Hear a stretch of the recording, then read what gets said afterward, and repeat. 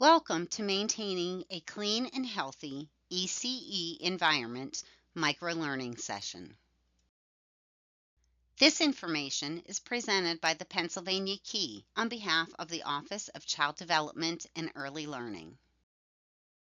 A clean and healthy learning environment is the foundation for children's growth, safety, and well-being in an early childhood education ECE setting. Young children are especially vulnerable to germs, allergens, and unsafe surroundings because their immune systems are still developing, and they spend much of their time exploring through touch and play. Maintaining cleanliness not only prevents the spread of illness, but also fosters a sense of comfort, trust, and respect within the learning community. By establishing consistent hygiene practices and modeling healthy habits, educators can create an environment where children can thrive physically, emotionally, and socially. Let's set the stage with a few scenarios in a typical preschool classroom. On the way to school, Xavier pets his dog goodbye, picks up a bird feather from the sidewalk, and collects a few leaves. He arrives at the program, puts his belongings in his cubby, and takes the feather and leaves to the science center and joins his friends in the block area. Mia chews on the bow of her stuffed bear while curled up with her favorite book in the cozy area. When she is done reading, she goes to the dramatic play area to cook breakfast for her bear. In the writing area, Juan picks his nose as he adds an entry in his journal. He then moves to the sensory area to play in the sand. Bella loves to cook like her grandma in the dramatic play area. She taste tests her cake batter from the spatula before scraping it into the pan and licks her fingers before placing the cake into the oven. She decides to go to the music area to dance with instruments while her cake bakes. These are just 4 examples of typical behaviors of children, but look at the germs they have left behind. Now imagine adding more children to the mix, some with runny noses, coughs or sneezes, along with mouth toys, meal and snack times, toileting routines or occasional accidents, transitions from outdoor play, and all the other daily activities. A classroom that began the day clean can quickly become filled with germs. Maintaining cleanliness in early care and education, ECE environments, is essential to reducing the spread of germs among children and staff. ECE staff should clean surfaces frequently and follow established guidelines for cleaning, sanitizing, and disinfecting. Let's look at what each of these terms means. Think of cleaning, sanitizing, and disinfecting as 3 steps, each aiming for a different level of germ reduction. Cleaning is done with soap, water, and scrubbing. Cleaning removes germs, dirt, and impurities from surfaces. Cleaning alone can remove most types of harmful germs like viruses, bacteria, parasites, or fungi. Sanitizing is done with weaker bleach solutions or sanitizing sprays. Sanitizing reduces the number of germs on surfaces after cleaning to levels public health codes or regulations consider safe. Disinfecting is done with stronger bleach solutions or other chemical products. These chemicals destroy any remaining germs on surfaces after cleaning. Always clean surfaces before you sanitize or disinfect them. Selecting the right sanitizing or disinfecting solution is essential for ensuring children's safety while effectively reducing germs. When deciding what to use, consider the following. Follow regulatory guidelines. Choose products approved by relevant health authorities, such as the U.S. Environmental Protection Agency, EPA, or your local public health agency.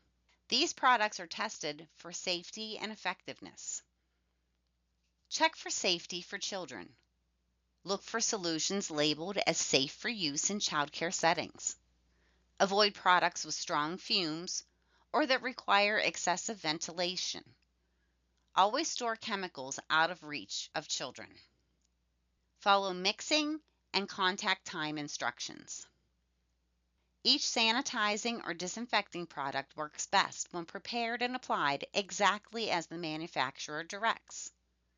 Using too little of the product, diluting it incorrectly, or wiping it off too soon can leave harmful germs behind. On the other hand, using too much or mixing it too strong can create safety hazards for children and staff. Mixing and dilution. Many concentrated products need to be diluted with water to a specific ratio. For example, 1 tablespoon per gallon of water. Always use the measurement tools recommended on the label and never guess the amount.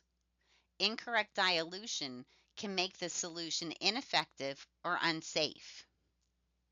Keep in mind, not all bleaches use the same ratio. Contact time. This is the minimum amount of time the surface must stay visibly wet with solution to kill germs effectively. Some products require only 30 seconds, while others may need several minutes. If the surface dries too quickly, apply more solution or re-wet it to meet the required time. Remember to spray the entire surface. If you only hit a few spots, only those spots will be sanitized or disinfected. Consider ease of use. Pre-mixed, ready-to-use solutions can save time and reduce the risk of improper dilution. But concentrated products may be more cost-effective if handled correctly. Always start by cleaning with soap and water to remove dirt and debris. Then follow up with either sanitizing or disinfecting. But how do you know which type of solution is appropriate? The key is to match the solution to the task. Sanitize surfaces that children put in their mouths, such as food contact areas and toys. Disinfect surfaces that may have come into contact with bodily fluids or areas at higher risk of contamination. In the preschool classroom, the tables used for art are the same tables used for meals and snacks. As the children replace the art supplies on the shelf, Miss Anna cleans the table with soap and water. What solution should Miss Anna use on the tables to prepare them for lunch?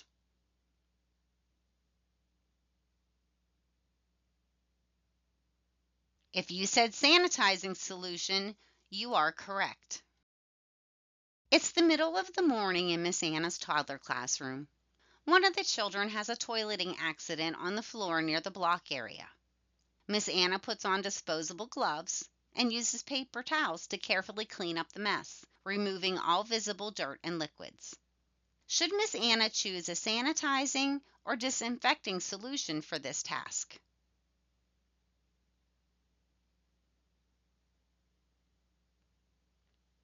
If you said disinfecting solution, you are correct, as this surface came in contact with bodily fluids. Infants and toddlers explore their world by putting toys in their mouths. While this is a natural part of development, it also increases the risk of spreading germs. To keep children safe and healthy, mouth toys must be removed promptly, cleaned, and sanitized before being returned to play. Best practices include removal. When a toy is visibly mouthed, wait for the child to finish use of the toy, then remove it from the play area. This prevents other children from handling or mouthing the same toy. A separate container. Use a washable plastic bin stored out of children's reach to collect mouth toys throughout the day. Label the bin as mouth toys or toys to wash. Cleaning and sanitizing. Wash the toys with soap and warm water to remove dirt and saliva. Rinse thoroughly. Sanitize using an approved solution, making sure to follow label instructions for contact time. Allow toys to air dry completely before returning them to the play area. You can help children understand the process with a simple rhyme such as wash, rinse, spray, dry, then it's ready for you and I. Rotation. Keep a large supply of toys available so there is always clean ones ready while others are being washed and sanitized. And consistency. Remind all caregivers in the room to follow this procedure consistently. Consistency is key to preventing the spread of germs among young children. By promptly removing mouth toys and following proper cleaning steps, staff can provide a safe and healthy environment while still supporting infants and toddlers' natural needs to explore. Soft items such as stuffed animals, fabric dolls, dress-up clothes, pillows, and rugs can hold on to germs, dirt, and allergens more easily than hard surface toys. Because these items are often mouthed, cuddled, or shared among children, it's important to clean them regularly and safely. Best practices for soft materials include: check the label first. Always look at the manufacturer's instructions for washing and cleaning. Some items may be machine washable, while others require spot cleaning. For machine washable items, launder with the warmest water temperature that is safe for the fabric. Use regular laundry detergent, and dry completely in a dryer, as heat helps kill remaining germs. For non-washable soft toys, surface clean with soap and water, then allow to fully air dry. If needed, use a fabric-safe disinfectant spray approved for childcare settings, following the label instructions carefully. Ensure the item is fully dry before giving it back to children. Rotation. Keep extra sets of soft toys or dress-up clothes so items can be rotated out regularly for cleaning. This ensures children always have safe options available while others are being washed. Limit use in certain areas. Avoid keeping soft toys in diapering areas or bathrooms where they are more likely to be contaminated by body fluids. Children are often more willing to part with their soft item if there is a designated waiting spot where the toy can stay during diapering or toileting routines. Consistency. Remind all caregivers in the room to follow this procedure consistently. Consistency is key to preventing the spread of germs among young children. By following these steps, ECE staff can keep soft materials safe, cozy, and free from harmful germs, while still offering children the comfort and play opportunities they love. You might be noticing how many paper towels are used each day for cleaning, sanitizing, and disinfecting. While they are effective for reducing germs, it's natural to wonder about their impact on the environment. If you're looking for a more sustainable option by switching to cloth rags, here are some important points to keep in mind. In high-risk areas, for example, diaper changing tables or when cleaning up bodily fluids, disposable paper towels are safer and more hygienic than reusable cloths. Cloth rags can be a safe and environmentally friendly option in early childhood education programs, but they must be used correctly to prevent germs from spreading. Because cloth absorbs moisture and can hold on to dirt and bacteria, it's important to handle, store, and launder them with care. Assign cloths for specific tasks. Use separate cloths for different areas. For example, food prep surfaces versus bathrooms, to avoid cross-contamination. Consider a color-coded system: red for bathrooms, blue for classroom tables, green for food areas, to help staff remember. Change frequently. Do not reuse the same cloth on multiple surfaces. Replace soiled cloths immediately and place them in a designated laundry bin. Launder safely. Wash used cloths daily in hot water with detergent. Dry on high heat to kill remaining germs. Store clean cloths in a closed sanitary container until ready to use. When handled correctly, cloth rags can be a cost-effective and sustainable choice for cleaning. However, if they are not changed and laundered regularly, they can spread more germs than they remove. Consistent practices help ensure that cloths support rather than compromise a clean and healthy environment. Hand washing is one of the simplest and most effective ways to prevent the spread of germs in early childhood education settings. Because young children explore with their hands and are still learning good hygiene habits, germs can easily move from surfaces to hands and then to other children, staff, or toys. Consistent hand washing helps break this chain and keeps everyone healthier. Staff and children should wash hands upon arrival and before entering the classroom, before and after meals or snacks, after diapering, toileting, or assisting a child with toileting, after wiping noses, coughing, or sneezing, after handling pets, outdoor play, or messy art activities, anytime hands are visibly dirty. Consistent hand washing during these times will help reduce the spread of germs throughout your classroom. Let's go back to the germ-filled classroom where we began, but add in some cleaning, sanitizing, and disinfecting. On the way to school, Xavier pets his dog goodbye, picks up a bird feather from the sidewalk, and collects a few leaves. He arrives at the program, puts his belongings in his cubby, takes the feather and leaves to the science center, washes his hands, and joins his friends in the block area. By washing his hands upon arrival, the germs he brought in with him did not spread to the block area. Mia chews on the bow of her stuffed bear while curled up with her favorite book in the cozy area. When she's done reading, she goes to the dramatic play area to cook breakfast for her bear. Her teacher asks if she can help the bear get ready for breakfast while Mia cooks. The teacher spot cleans and sprays the bow with disinfectant spray and lets Mia know he will join her when his bow is dry. By doing this, the germs were not spread to the dramatic play area. In the writing area, Juan picks his nose as he adds an entry in his journal.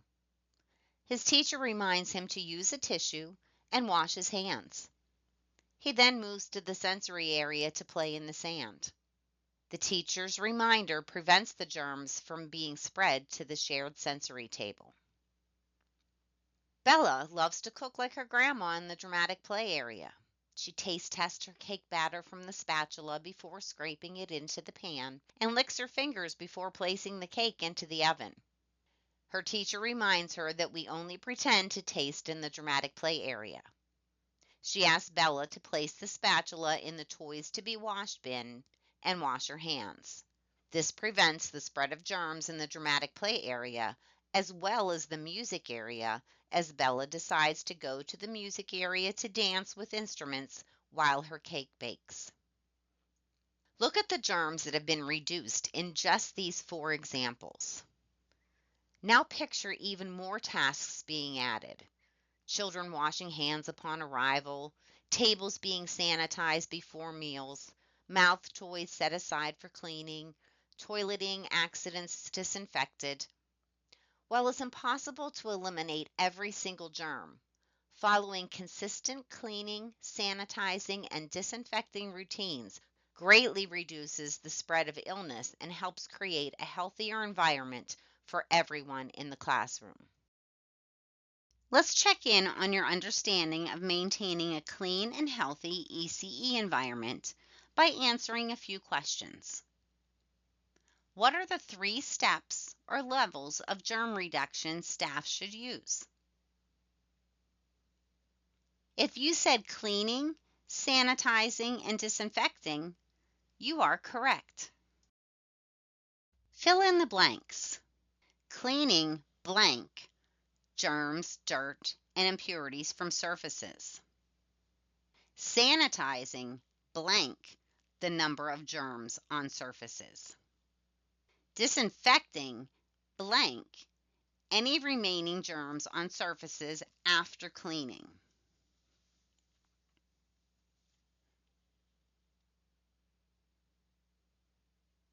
Cleaning removes, sanitizing reduces, and disinfecting destroys.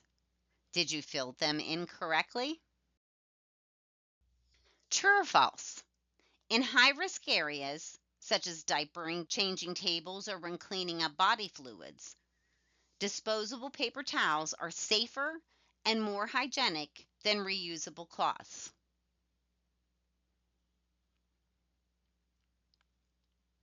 If you answered true, you are correct. True or false? Hand washing is one of the simplest and most effective ways to prevent the spread of germs in early childhood education settings. If you answered true, you are correct. When you see a child mouthing a toy, you should A. Immediately take the toy away from the child for cleaning. B. Wait for the child to finish using the toy before removing from circulation. C. Remove the toy from circulation and place it in a labeled bin to be cleaned and sanitized.